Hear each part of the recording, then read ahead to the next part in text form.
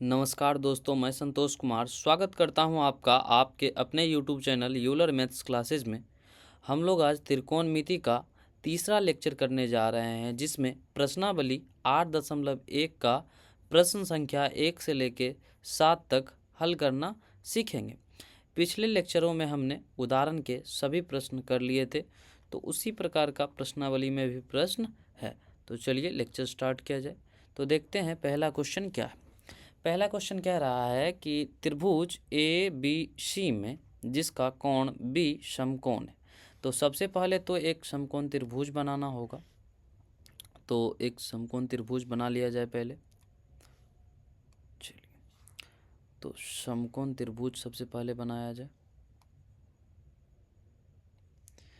ये रहा अपना समकोण त्रिभुज, और इसका नामकरण भी कर लिया जाए। क्या कहा गया है यहाँ पे कि कोण बी समकोण है, कोण बी समकोण है। तो ये समकोण जो होगा ये कोण बी होगा।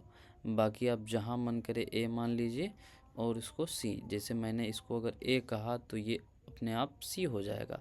अगर इसको आप सी कहोगे तो ये क्या हो जाएगा, ए हो जाएगा। या फिर ये ए होगा तो ये सी हो जाएगा, उससे कोई फ़र्क नहीं पड़ता। अब देखते हैं क्या क्या वैल्यूज़ दिए गए हैं। तो यहाँ पे ए बी का मान 24 सेंटीमीटर है, तो ए बी कितना दिया 24। उसके बाद बी सी 7 है, तो ये कितना दिया 7 दिया। और मुझे किसका मान ज्ञात करना है, साइन ए साइन सी कॉस सी। तो मुझे ये साइन हो कॉस हो जिस भी एंगल के रिस्पेक्ट में लिखना हो, तो सबसे पहले मुझे लंब, आधार और कर्ण का मान पता होना चाहिए। तो ये जो कर्ण बना, कर्ण तो किसी भी सिचुएशन में कर्ण तो यही होना है, ये कर्ण होगा। क्या होगा, कर्ण। ठीक है क्या। तो सबसे पहले कर्ण का मान पता होना चाहिए। तो कर्ण का मान पता कैसे करेंगे, तो पाइथागोरस प्रमेय में पिछले लेक्चर में हम लोग सीख चुके हैं। तो यहाँ पे क्या लिखेंगे, त्रिभुज ए बी सी में पी जी टी से, पाइथागोरस थ्योरम से।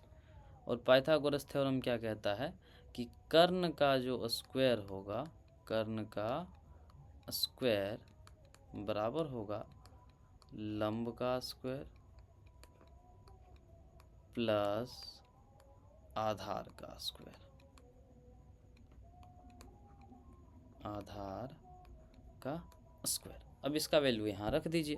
तो यहाँ पे कर्ण का स्क्वायर बन गया, ये कर्ण का स्क्वायर अब बराबर में ये लंब का स्क्वायर। और लंब कितना है अपना यहाँ पे। अब यहाँ पे सीधे तो लंब नहीं बता पाएंगे हम लोग, किसी एंगल के रिस्पेक्ट में ही। तो किसी को भी लंब कर लीजिए। जैसे मैं अगर इसके रिस्पेक्ट में देखूँ तो ये लंब हो जाएगा, ये आधार। तो अभी तो ये वाला वैल्यू निकालना है, तो इसको किसी एक को लंब मान लेते हैं। तो मैं यहाँ पे रख देता हूँ 24, उससे कोई फ़र्क पड़ना नहीं है अभी। तो 24 का स्क्वायर प्लस 7 का स्क्वायर, ठीक है क्या। तो 24 का स्क्वायर कितना हो जाएगा 576, और 7 का स्क्वायर कितना हो जाएगा 49। और कर्ण क्या है यहाँ पे, ए सी का स्क्वायर है। और स्क्वायर इधर आएगा तो क्या बन जाएगा, स्क्वायर रूट बन जाएगा। और इन दोनों का आप देखोगे योग, तो ये 625 हो जाएगा, जो कि किसके बराबर है, जो कि 25 सेंटीमीटर के बराबर आएगा। ठीक है क्या। तो कर्ण कितना निकल के आया, 25 सेंटीमीटर। अब देख लेते हैं किसका वैल्यू चाहिए है। तो सबसे पहले यहाँ पे जैसे कि कोण सी के रिस्पेक्ट में अगर देखा जाए, कोण सी के रिस्पेक्ट में अगर आप देखोगे, अगर ये वाला एंगल है तो ये वाला जो साइड बना ये सामने का, ये क्या हो जाएगा, ये हो जाएगा लंब। और ये नीचे का जो बनेगा ये हो जाएगा आधार। ठीक है क्या। चलिए, तो ये हो जाएगा लंब, ये हो जाएगा आधार। तो आप यहाँ से लिख सकते हैं, यानी कि सी वाला एंगल की बात कर रहे हैं ना हम, तो ये सेकेंड पार्ट की बात चल रही है, सेकेंड पार्ट। तो यहाँ पे पहले मैं सेकेंड पार्ट करवा दे रहा हूँ। ठीक है। तो यहाँ पे साइन सी का वैल्यू चाहिए। ठीक है क्या। तो साइन सी इक्वल्स टू क्या होगा, तो साइन सी लंब बट्टा कर्ण होता है फॉर्मूला, लंब बट्टा कर्ण। और लंब कितना बना है यहाँ पे देख सकते हैं आप, लंब कितना है 24, और कर्ण कितना है 25। तो 24/25 ये साइन सी का। इसी प्रकार कॉस सी चाहिए, तो कॉस सी। अब कॉस सी का वैल्यू लिखने के लिए क्या करेंगे हम लोग, आधार बट्टे कर्ण, और आधार कितना है यहाँ पे, आधार बट्टे कर्ण। तो आधार कितना बना, आधार हो गया 7 और कर्ण कितना बना 25 बन गया। तो ये साइन सी का मान पता चल गया और ये कॉस सी का मान पता चल गया। अब करना क्या है कि किसी दूसरे एंगल यानी कि एंगल ए के रिस्पेक्ट में देखना है। एंगल अगर मैं इसके रिस्पेक्ट में देखूं तो अब ये वाला लंब हो जाएगा, ये वाला क्या हो जाएगा, लंब, ठीक है, किसके सापेक्ष, कोण ए के सापेक्ष, और ये वाला क्या हो जाएगा, आधार हो जाएगा। तो इसके रिस्पेक्ट में अब यहाँ पे साइन ए और यहाँ से इसका वैल्यू चाहिए, साइन ए और कॉस ए। तो आप यहाँ से जब साइन ए का वैल्यू लिखने जाओगे, साइन ए, ये इसका फर्स्ट पार्ट है, ठीक है क्या, तो साइन ए बराबर क्या हो जाएगा, फिर से लंब बट्टा कर्ण, और अब लंब का वैल्यू कितना हो जाएगा, ये बी सी, कितना हो जाएगा, बी सी, और कर्ण कितना हो जाएगा, ए सी, जो कि किसके बराबर है, 7/25 के बराबर है। इसी प्रकार यहाँ पे जब कॉस ए लिखने जाओगे आप, तो कॉस तो आधार बट्टा करना, लेकिन आधार ए बी बन गया। अब आधार क्या बन गया, आप देखो ना, अगर ये वाला एंगल आप ले रहे हो तो इसके सामने में जो है ये लंब बना, तो ये तो कर्ण फिक्स है कि 90 डिग्री के सामने वाला कर्ण होगा, तो ऑब्वियस बात है कि ये आधार बनेगा। तो आधार हो गया ए बी और कर्ण हो गया ए सी। सो ए बी बट्टा में ए सी, और ए बी कितना है, ये बी 24 है और ये कितना है 25 है। तो यही अपना आंसर हो गया। तो ये फर्स्ट पार्ट भी कंप्लीट हो गया और ये सेकंड पार्ट भी कंप्लीट हो गया, ठीक है क्या। चलिए अब दूसरे प्रश्न पे चलते हैं। दूसरा प्रश्न क्या कह रहा है कि आकृति 8.13 में tan p minus cot r का मान ज्ञात कीजिए। तो यहाँ पे क्या है कि एक आकृति दिया गया है, तो सबसे पहले वो आकृति बनाया जाए। क्या है वो आकृति, एक समकोण त्रिभुज दिया गया है यहाँ पे, ठीक है, कुछ इस प्रकार, ठीक है क्या। चलिए तो इसका पहले नामकरण कर लिया जाए, इसका नामकरण किया जाए। मैं थोड़ा कलर चेंज कर लूँ इसका,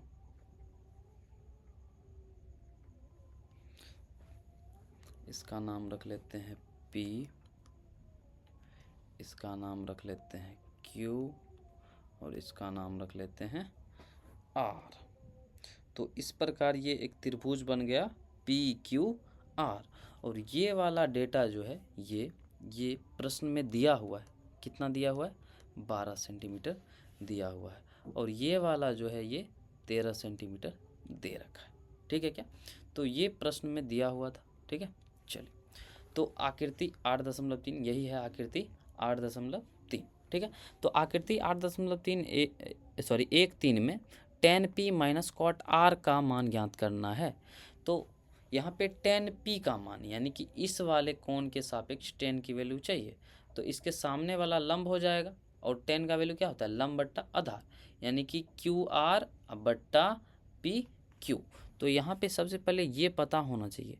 आप फिर से देख सकते हैं ये समकोण त्रिभुज है, ये 90 डिग्री के सामने वाला, ये जैसे ही सामने का बना तो ये क्या बन जाएगा, इस साइड को क्या कहेंगे, यहाँ से ये वाला जो बना इसको कर्ण कह देंगे, ठीक है। ये तो कर्ण तय है। अगर यहाँ पे P के सापेक्ष में देखूँ तो ये वाला बन जाएगा लंब और ये वाला बन जाएगा आधार। तो सबसे पहले यहाँ पे आप देख सकते हैं कि त्रिभुज PQR में इसमें करना क्या होगा, PGT लगाना होगा, पाइथागोरस थ्योरम।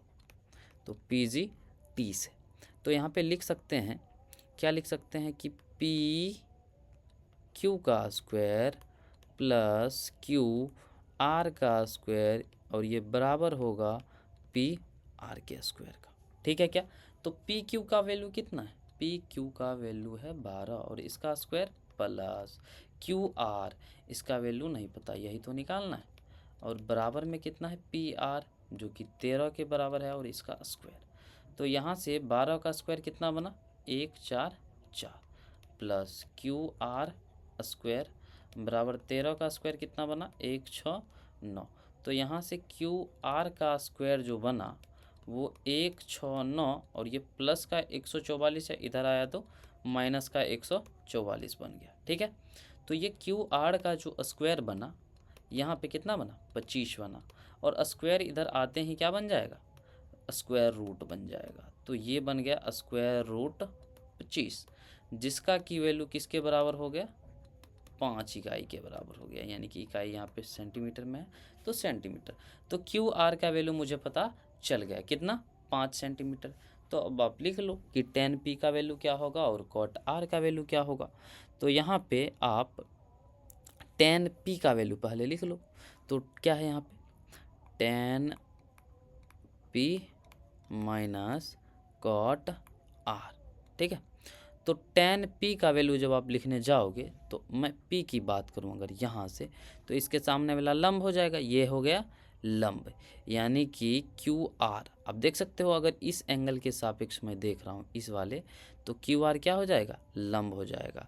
तो ये हो जाएगा क्यू आर और बट्टा में क्या बन जाएगा आधार, यानी कि पी क्यू, और माइनस है तो माइनस। अब कॉट आर यानी कि इस वाले कोण के सापेक्ष देख रहे हैं, तो ये वाला हो जाएगा लंब, अगर ये लंब है तो ये हो जाएगा आधार। कॉट बराबर क्या होता है आधार बट्टे लंब।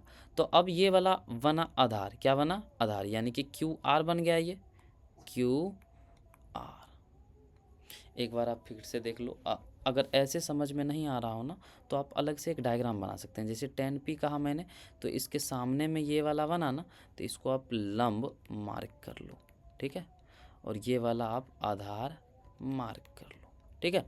और एक और समकोण त्रिभुज आप अलग से बना लो, ठीक है, ऐसे ही नाम रख लो आप पी क्यू आर, ठीक है, ये 90 डिग्री है, ठीक है।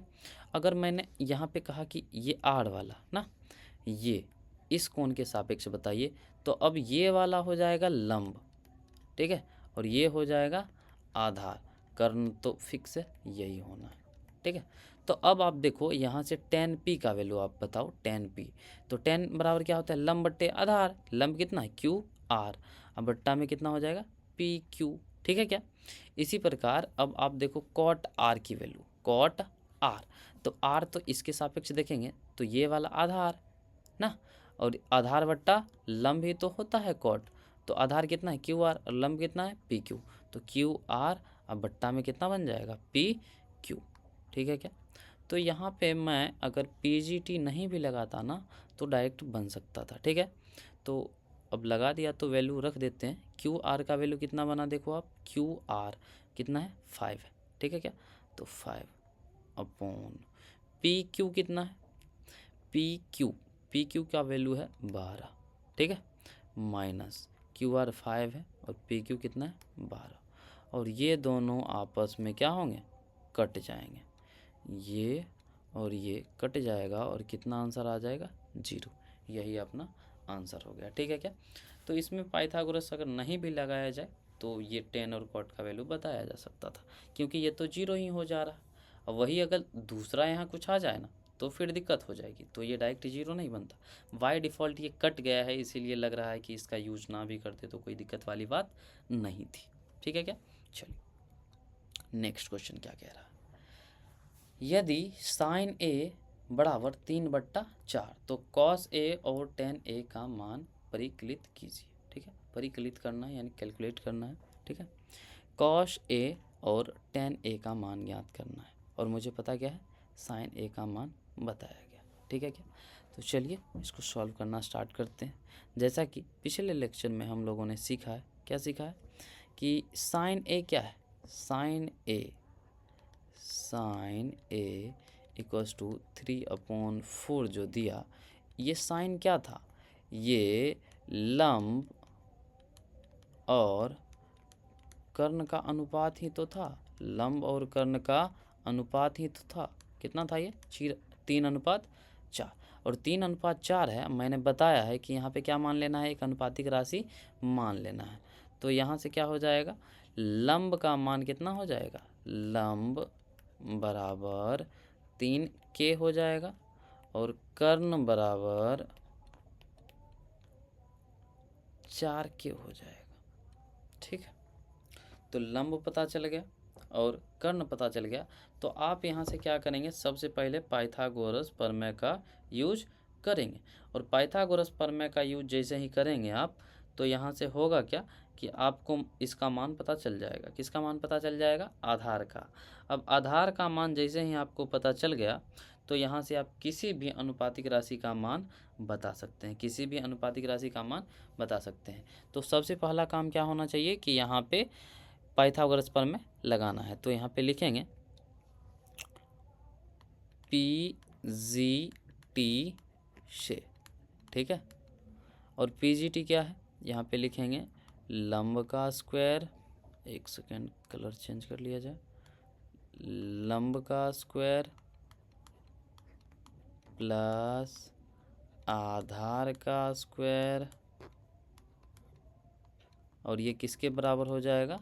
कर्ण के स्क्वायर के बराबर हो जाएगा, ठीक है।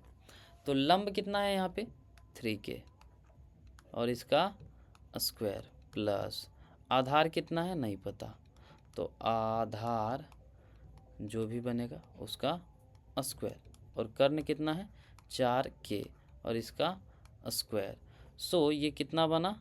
9k स्क्वायर प्लस ये आधार का स्क्वायर है, आधार का स्क्वायर, और बराबर में कितना बना? 16k square. अब ये प्लस 9k स्क्वायर उधर गया तो माइनस 9k स्क्वायर, तो यहाँ से कितना बना? आधार, आधार एक बार और इस पे स्क्वायर लिख लो आप, ठीक है। तो ये 16k square minus 9k square, तो ये आधार बराबर ये स्क्वायर आके इधर स्क्वायर रूट बनेगा, और 9k स्क्वायर में से 16k स्क्वायर में से 9k स्क्वायर अगर घट गया तो ये कितना बना? 7k स्क्वायर, जिसको कि यहाँ पे क्या लिखा जा सकता है? आधार बराबर 7k, और ये रूट में आएगा क्योंकि ये k स्क्वायर बाहर आ गया है रूट से, तो अपना आधार निकल के आ गया। अब आधार पता है, कर्ण पता है और लंब पता है, तो हम लोग आसानी से किसी भी अनुपातिक राशि का मान पता कर सकते हैं। किसी भी अनुपातिक राशि का मान पता किया जा सकता है। वैसे अपन को चाहिए क्या यहाँ पे चाहिए था cos A और tan A। तो cos A का वैल्यू लिखा जाए, कितना है cos A का वैल्यू? cos A। अब सब एंगल A के लिए ही है तो ज़्यादा परेशानी यहाँ पे होगा नहीं। cos बराबर फॉर्मूला क्या होता है? आधार और बट्टे में कर्ण। तो आधार कितना है इसका?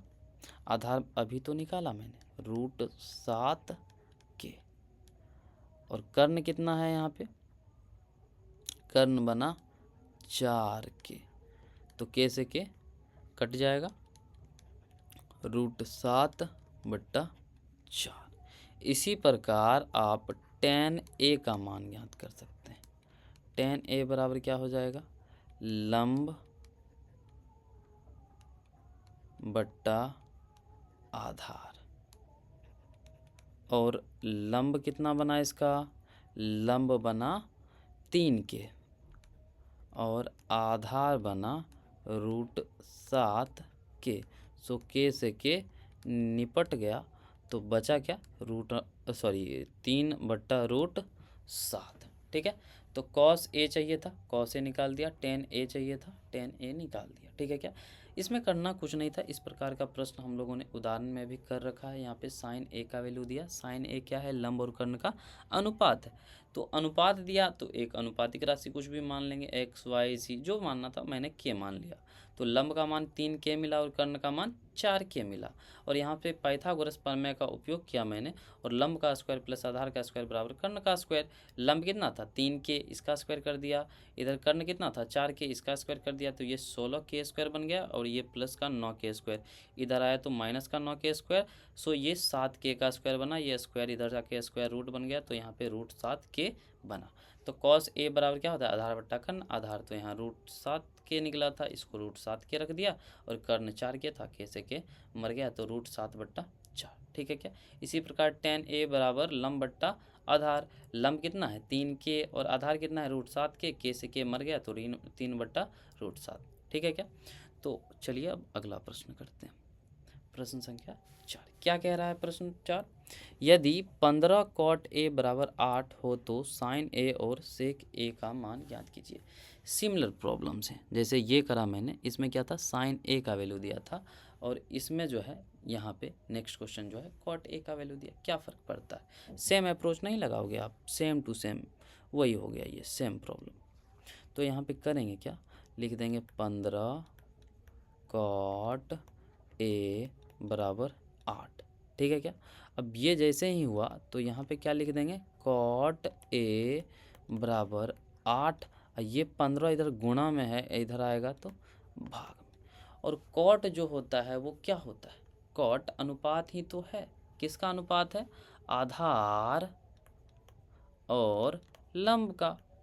आधार और लंब का अनुपात ही तो है ये, तो किसके बराबर हो जाएगा ये? 8:15 के बराबर हो जाएगा। अब इतना करते ही आपको समझ में आ जाना चाहिए कि मैं आधार बराबर कितना लिख लूँ, आधार बराबर 8 के लिख दूँ, और लंब का वैल्यू 15 के लिख दूँ, ठीक है। अगर मुझे यहाँ पे कर्ण का मान पता चल जाए तो मैं साइन ए भी बता सकता हूँ और सेक ए का मान भी बता सकता हूँ। तो अब यहाँ पे क्या चाहिए मुझे? कर्ण चाहिए। कर्ण कैसे मिलेगा? लंब और आधार की मदद से, तो वो पाइथागोरस प्रमेय का उपयोग करके। तो अब सबसे पहले यहाँ पे लिखना पड़ेगा PGT से, PGT से, ठीक है। तो यहाँ पे अब पाइथागोरस थ्योरम का यूज किया जाए, और ये क्या होता है, कर्ण का स्क्वायर बराबर लंब का स्क्वायर प्लस आधार का स्क्वायर, आधार का स्क्वायर। अब कर्ण का स्क्वायर, कर्ण तो निकालना ही है, तो इसको जैसे के तैसे रहने दिया, ठीक है। और ये लंब कितना बना यहाँ पे? लंब बना 15 के स्क्वायर, इसका स्क्वायर कर दूंगा मैं, 15 के का होल स्क्वायर प्लस, और आधार कितना है? 8 के, और इसका होल स्क्वायर। सो यहाँ पे कर्ण का स्क्वायर, कर्ण का स्क्वायर ये कितना बन जाएगा? 15 का स्क्वायर कितना होता है? 15 का स्क्वायर होता है 225, ठीक है, 225 के स्क्वायर, और ये होता है 64, कितना होता है? 8 का स्क्वायर 64 के स्क्वायर, ठीक है क्या। अब ये हो गया इतना, तो यहाँ पे ये बन गया 15 का स्क्वायर 225 और 8 का स्क्वायर 64। सो कर्ण का स्क्वायर, अब स्क्वायर इधर आके रूट बन जाना है, स्क्वायर रूट, और इन दोनों का योग देखो, 5 4 9 और 6 2 8, सो कितना बना? 289 बना, 289। और ये के स्क्वायर बाहर, यहाँ पे चलो एक बार अंदर में लिख दो के स्क्वायर। सो यहाँ पे कर्ण का वैल्यू कितना बना? कर्ण बराबर 289 का वर्गमूल 17, और ये के बन जाएगा 17 के, ठीक है क्या। तो यहाँ पे ये कर्ण का वैल्यू पता चल गया। अब आप साइन लिख लो, सेक लिख लो, टेन लिख लो, कॉट, जो चाहो वो लिख सकते हो, बट अपन को यहाँ पे लिखने के लिए क्या बोला गया है? साइन ए और सेक ए। तो इसको एक लाइन के थ्रू क्या कर देते हैं? सेपरेट कर देते हैं। चलिए,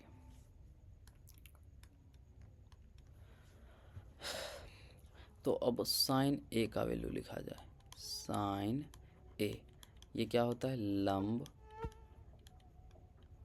बट्टे कर्ण, और लंब कितना है यहाँ पे? लंब का वैल्यू हो गया 15 के, और कर्ण का वैल्यू हो गया 17 के से के मर गया, और यहाँ पे 15/17 अपना आंसर हो गया। इसी प्रकार सेक ए बोला गया है, और ये होता है कर्ण बट्टे आधार के बराबर, और कर्ण कितना बना यहाँ पे? 17 के, और आधार कितना बना? 8 के से के वापस मर गया, और ये 17/8 बना, ठीक है क्या। तो यहाँ से साइन ए का वैल्यू पता चल गया, और सेक ए का भी वैल्यू पता चल गया। चलिए नेक्स्ट क्वेश्चन पे चलते हैं। क्या कह रहा है? यदि सेक थीटा बराबर 13/12 हो तो अन्य सभी त्रिकोणमितीय अनुपात परिकलित कीजिए। सेम टू सेम वही क्वेश्चन हैं, इसमें सेक थीटा का मान दे दिया है और अन्य सभी त्रिकोणमितीय अनुपात का मान पूछा जा रहा है, यानी कि सेक के अलावा जो 5 रह जा रहा है उसका मान बताना है। तो इसमें भी वही सेम अप्रोच लगाना है। यहाँ पे लिखेंगे कि सेक थीटा बराबर 13/12, ठीक है। और सेक थीटा मतलब क्या होता है, कर्ण और आधार का अनुपात, कर्ण और आधार का अनुपात हो जाएगा, ठीक है। और ये किसके बराबर दिया, 13/12। सो कर्ण का सीधा सीधा मान कितना लिख सकते हैं यहाँ से, कर्ण बराबर 13 के, ठीक है। और आधार बराबर 12 के, ठीक है। तो कर्ण का भी मान पता चल गया, आधार का भी मान पता चल गया। अगर यहाँ से लंब का मान पता चल जाए, वो कैसे पता चलेगा, तो पाइथागोरस प्रमेय से। अब लंब का मान जैसे ही पता चलता है तो मैं सभी त्रिकोणमितीय अनुपात लिख पाऊंगा। तो यहाँ से लिखना पड़ेगा PGT से, ठीक है क्या। और अपना पाइथागोरस थ्योरम क्या है, लंब का स्क्वायर प्लस आधार का स्क्वायर बराबर हो जाएगा कर्ण का स्क्वायर, ठीक है। लंब कितना बना यहाँ से नहीं पता, तो यही तो निकालना है ना कि लंब का स्क्वायर। और ये आधार कितना है, आधार है 12 के, इसका स्क्वायर कर लीजिए। बराबर में कर्ण कितना है 13 के, इसका भी स्क्वायर कर लीजिए। तो यहाँ से लंब का स्क्वायर प्लस ये कितना हो जाएगा 144 के स्क्वायर, और इधर कितना बनेगा 169 के स्क्वायर। तो यहाँ से लंब का स्क्वायर जो बना कितना बना 169 के स्क्वायर, ऑलरेडी इधर था, ये प्लस का 144 इधर आया तो माइनस का 144 के स्क्वायर, ठीक है। तो यहाँ से कितना बना ये लंब, अब स्क्वायर इधर आके क्या बन जाएगा, स्क्वायर रूट बन जाएगा, और ये 25 के स्क्वायर बन जाएगा। सो इसको सीधा सीधा 5 के लिखा जा सकता है, ठीक है क्या। अब ये 5 के जैसे ही निकल के आया, क्या निकल के आया, लंब निकल के आया। अब लंब मुझे पता है, अब लंब का मान जैसे ही पता चला तो यहाँ से आप सभी त्रिकोणमितीय अनुपात सीधा सीधा बता सकते हो। तो हमसे पूछा क्या गया है, अन्य सभी त्रिकोणमितीय अनुपात पूछ लिया गया है, तो सबका मान निकाल देते हैं सेक के अलावा। तो साइन से स्टार्ट करते हैं, ठीक है क्या। तो सबसे पहले साइन का वैल्यू लिखा जाए, साइन थीटा क्या होता है, ये लंब बट्टे कर्ण। और लंब कितना बना है यहाँ पे 5 के, और कर्ण कितना बना है 13 के से कर वापस मर गया, के से के मरने के बाद यहाँ क्या बच जाएगा 13, 5/13। और साइन जैसे ही पता चला तो कॉसेक जो होगा इसी का जस्ट अपोजिट हो जाएगा, और ये कितना हो जाएगा 13/5, ठीक है। अब यहाँ से टेन का वैल्यू निकाल लेते हैं, टेन थीटा, और ये कितना होता है लंब बट्टा आधार, ठीक है। लंब कितना है, लंब है 5 के, और आधार कितना है, आधार है 12 के से के वापस मर गया, तो ये कितना बचा 5/12। अब टेन जैसे ही पता चला तो कॉट इसी का रेसिप्रोकल हो जाएगा। सो ये कितना हो गया 12/5। सेक थीटा मुझे पता है तो इसका रेसिप्रोकल कॉस हो जाएगा, तो कॉस थीटा का वैल्यू सीधा सीधा कितना लिख सकते हैं 12/13, ठीक है। तो ये 5वां प्रश्न भी हो गया। अब छठा प्रश्न देखते हैं क्या है, यदि कोण ए और कोण बी न्यून कोण हो जहां कॉस ए बराबर कॉस बी, तो दिखाइए कि कोण ए बराबर कोण बी। तो चलिए इस प्रश्न को किया जाए। सबसे पहले तो एक त्रिभुज बनाना होगा, तो सबसे पहला काम है अपना एक त्रिभुज बना लेना, ठीक है।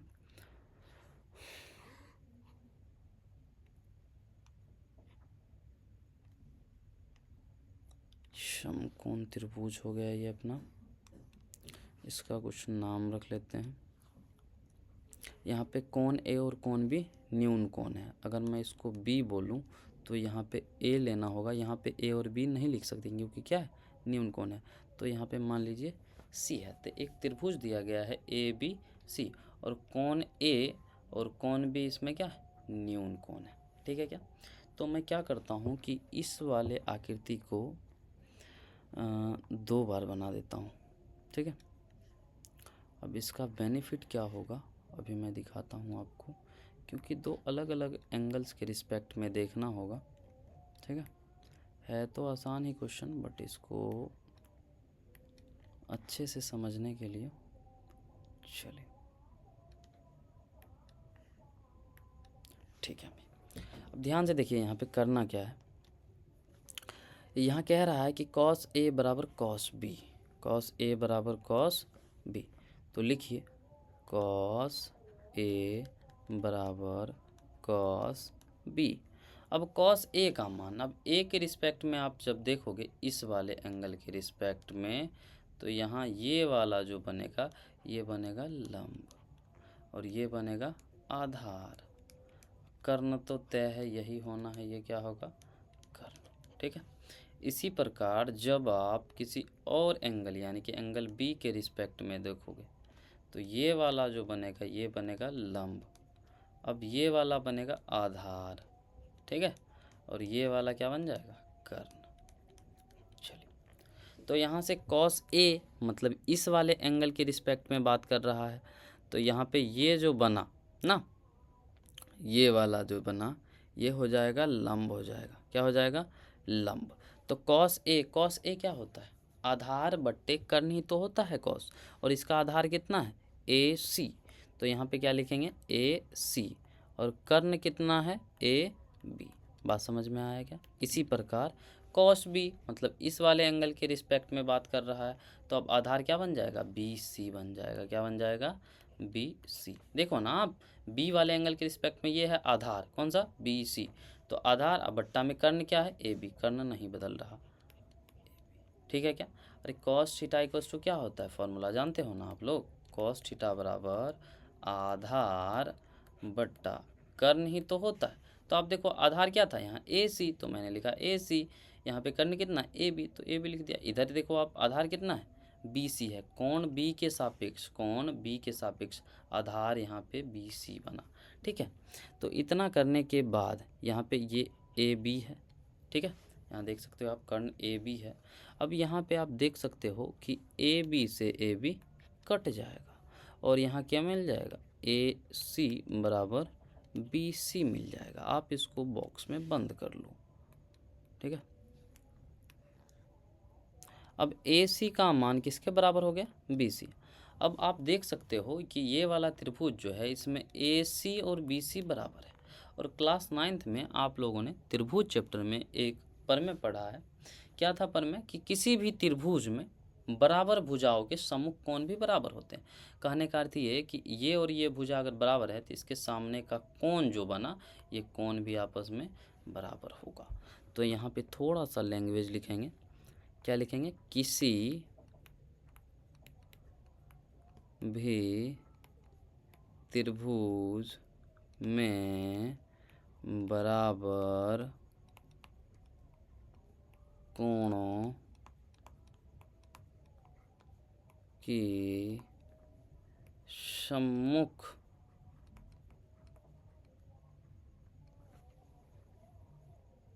सॉरी यहाँ पे उल्टा लिखना होगा ना, बराबर भुजाओं के सम्मुख कोण, बराबर भुजाओं, एक सेकेंड इसको मिटाना पड़ेगा। चलो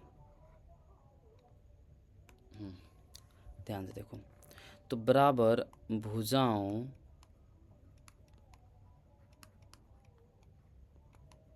के सम्मुख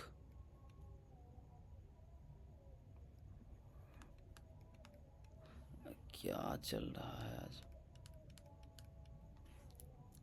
सम्मुख कोण बराबर होते हैं। ठीक है क्या, मतलब कि किसी भी त्रिभुज में बराबर भुजाओं के सम्मुख कोण बराबर होते हैं। अगर भुजाएं बराबर हैं तो उसके सामने वाले कोण भी बराबर होंगे। अतः यहाँ पे ए सी के सामने में कौन बी है, ठीक है, और बी सी के सामने में कौन ए है, तो क्या लिख सकते हैं, कौन ए बराबर कौन बी।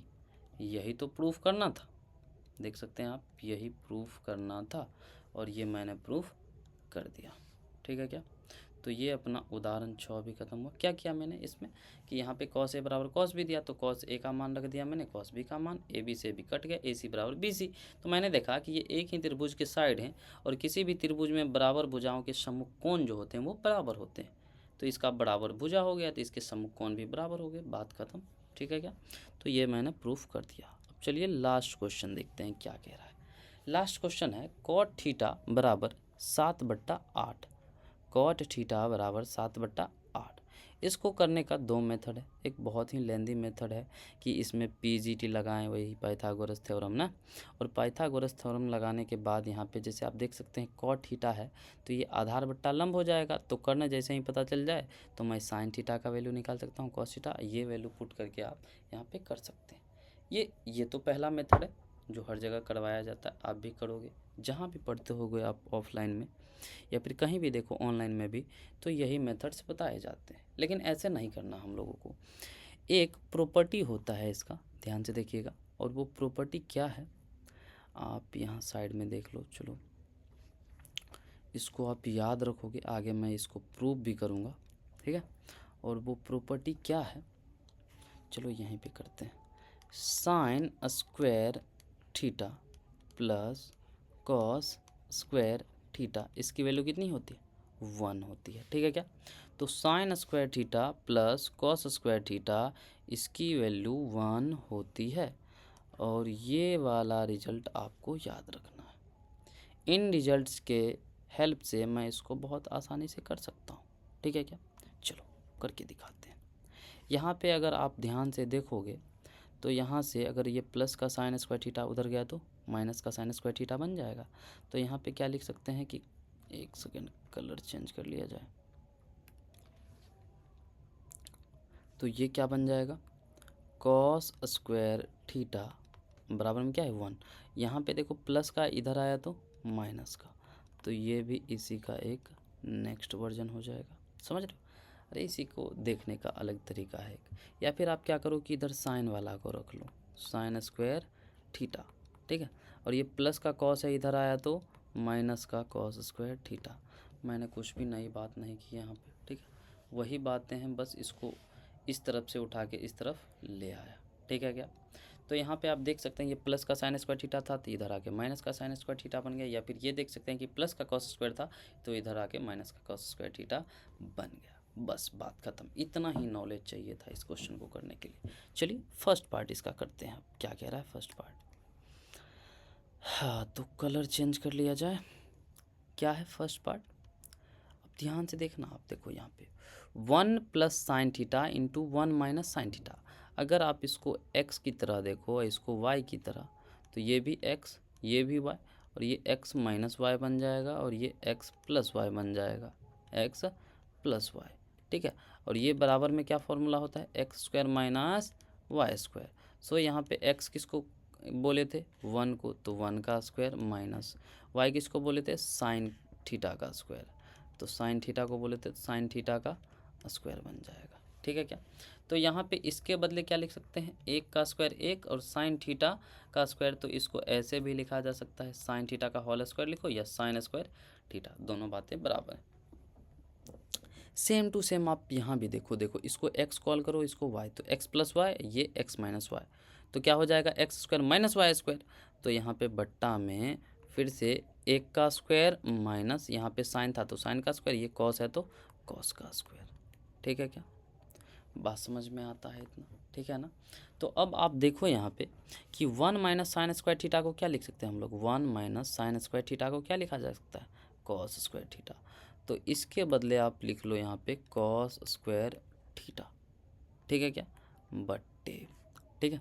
अब यहाँ पे क्या कर सकते हैं हम लोग कि 1 minus cos square theta, 1 minus cos square theta को क्या लिख सकते हैं, साइन स्क्वायर थीटा। तो अब इसको आप लिख लो साइन स्क्वायर थीटा, ठीक है। अब एक और रिजल्ट आप याद रखो यहीं पे, ये भी बहुत अच्छा रिजल्ट है, बहुत बार यूज होगा, कि टेन थीटा का जो फॉर्मूला होता है वो in terms of sine cos याद रखो। टेन थीटा बराबर होता है साइन थीटा बट्टे कॉस थीटा। ये रिजल्ट आपको याद रखना है। इसी प्रकार कॉट थीटा जो होता है ये होता है कॉस थीटा, इसी का जस्ट रेसिप्रोकल हो जाएगा बट्टा साइन थीटा। ठीक है, तो ये दोनों रिजल्ट भी आपको याद होना चाहिए। इनको भी बॉक्स में आप बंद कर लीजिए और याद रखिए, बहुत अच्छे रिजल्ट्स हैं, आगे भी ये यूज में आते रहेगा। ठीक है, तो अब आप यहाँ देख सकते हैं कि टेन थीटा बराबर क्या होता है साइन थीटा बट्टा कॉस थीटा, और कॉट थीटा बराबर क्या होता है कॉस थीटा बट्टा साइन थीटा। अभी आप निश्चिंत रहिए, आगे के लेक्चर्स में मैं डिस्कस करूँगा, इसको एक्सप्लेन करूँगा कि कहाँ से ये आया, प्रॉपर वे में इसका प्रूफ दिया जाएगा। अभी तो बस आप समझो, इसको क्वेश्चंस में अप्लाई करना सीखो। अब यहाँ पे आपको देख कर वाइव आना चाहिए कि कॉस बट्टा साइन बना, कॉस बट्टा साइन, और कॉस बट्टा साइन क्या होता है कॉट ही तो होता है, बस इसका स्क्वायर है तो कॉट का स्क्वायर हो जाएगा। तो यहाँ पे आप सीधा सीधा क्या लिख पाओगे, साइन थीटा बट्टा कॉस थीटा का whole square, sorry cos theta बट्टा साइन थीटा दोनों का स्क्वायर्स है, कॉस थीटा बट्टा साइन थीटा ये तो कॉट थीटा होता है और इसका स्क्वायर, और मुझे कॉट थीटा का वैल्यू पता है कितना है 7/8। तो यहाँ पे क्यों ना लिख दूँ मैं 7/8 का whole square which is equals to 49/64। बहुत आसानी से हो गया। अगर आप उस वाले मेथड से करने जाओगे ना कि पाइथागोरस पर में लगा रहे हो, फिर साइन थीटा का वैल्यू कैलकुलेट कर रहे हो, कॉस थीटा, बहुत मेहनत लगेंगे, बहुत लेंदी हो जाएगा, उसमें कैलकुलेशन मिस्टेक्स होने के चांसेस बढ़ जाएंगे। ठीक है, तो सेकेंड पार्ट देखते हैं क्या।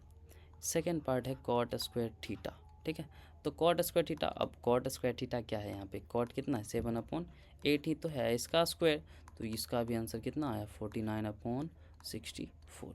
तो दोनों का आंसर सेम आ गया। ये रिजल्ट आप याद रखेंगे। ठीक है, ये ऐसे डायरेक्ट यूज में कम आएगा, लेकिन ये वाला आगे के प्रूविंग के जितने भी क्वेश्चंस होंगे ना, सब में लगभग हर क्वेश्चन में ये वाला आइडिया यूज में आएगा। ठीक है क्या, इसको भी आप याद रखोगे, इसको भी आप याद रखोगे। ठीक है क्या, चलो तो इतना ही है इस लेक्चर में।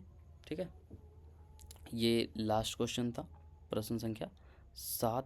ठीक है क्या, तो इस लेक्चर में मैंने क्या क्या बताया, इस लेक्चर में मैंने बताया कि प्रश्नावली 8.1 का प्रश्न संख्या 1 से लेकर 7 तक जो भी प्रश्न थे सारे के सारे हमने सॉल्व करा और आपको अच्छे से समझाया गया। एक भी प्रश्न में कोई डाउट रह रहा हो तो आप कमेंट में ज़रूर बताइएगा। ठीक है, और अगले लेक्चर में हम लोग बचे हुए प्रश्नों को हल करना सीखेंगे। यदि आपको इसका नोट्स चाहिए, जो भी क्लास नोट्स मैंने पढ़ाया ये, तो आप टेलीग्राम ग्रुप ज्वाइन कर सकते हैं। टेलीग्राम ग्रुप कैसे ज्वाइन करेंगे, तो आपको यहाँ से सीधा जाना पड़ेगा वीडियो के डिस्क्रिप्शन बॉक्स में, वहाँ पे आप जाकर देखेंगे तो टेलीग्राम चैनल करके एक सेक्शन होगा, उस पर क्लिक करके आप ज्वाइन हो जाइए। ठीक है, वहाँ पे नए लेक्चर्स का लिंक तुरंत मिल जाएगा। उसके बाद जितने भी नोट्स रहेंगे या क्यूज़ वगैरह जो होगा सब उसी ग्रुप में किया जाएगा। ठीक है, धन्यवाद, बाय बाय।